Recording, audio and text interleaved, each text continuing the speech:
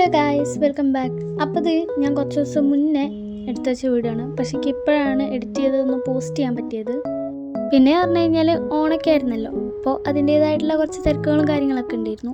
അപ്പോൾ ഞാൻ എപ്പോഴാണ് ഒന്ന് ഫ്രീ ആയത്, അതുകൊണ്ടാണ് ഇപ്പോൾ പോസ്റ്റ് ചെയ്യുന്നത്. വിന്നേഴ്സിന് അനൗൺസ് ചെയ്തപ്പോൾ തൊട്ട് എനിക്ക് ഒരുപാട് വരുന്ന കമൻറ്റാണ് എപ്പോഴാണ് ഗിഫ്റ്റ് എത്തുക എന്നുള്ളത്. അപ്പോൾ എന്തായാലും എല്ലാ ഗിഫ്റ്റ്സും ഞാൻ സെൻഡ് ചെയ്തിട്ടുണ്ട്.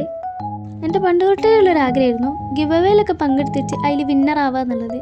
പക്ഷേ ഞാൻ ഒരുപാട് ഗിവ് അവേയിൽ പങ്കെടുത്തിട്ടുണ്ട്, എനിക്ക് ഇന്നേ വരെ ഒന്നുപോലും കിട്ടിയിട്ടില്ല.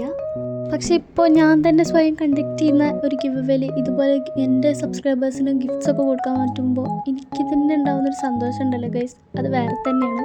അപ്പോൾ ഗിവ് അവേയിൽ വിന്നേഴ്സ് ആവത്തൊരൊന്നും വിഷമിക്കേണ്ട, അടുത്ത ഗിവ് അവേ നമ്മുടെ പുറകെ വരുന്നുണ്ട്. വലിയ കാര്യത്തിൽ ഡേ ഇൻ മൈ ലൈഫൊക്കെ വേണമെന്നൊക്കെ പറഞ്ഞ് പ്ലാനൊക്കെ ചെയ്യുന്നത് കാണാം.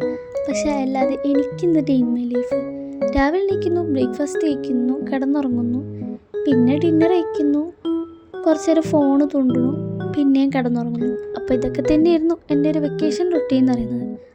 എന്തായാലും ഞാൻ ഡേ ഇൻ മൈ ലൈഫൊക്കെ ചെയ്യാൻ ശ്രമിക്കാം.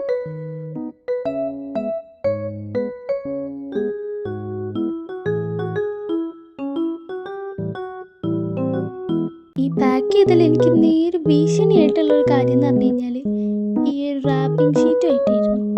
ഞാനൊരു 1.5 മണിക്കൂറോളം ഇതിലൊരു മൽപ്പിടുത്തം നടത്തിയ ഗൈസ്.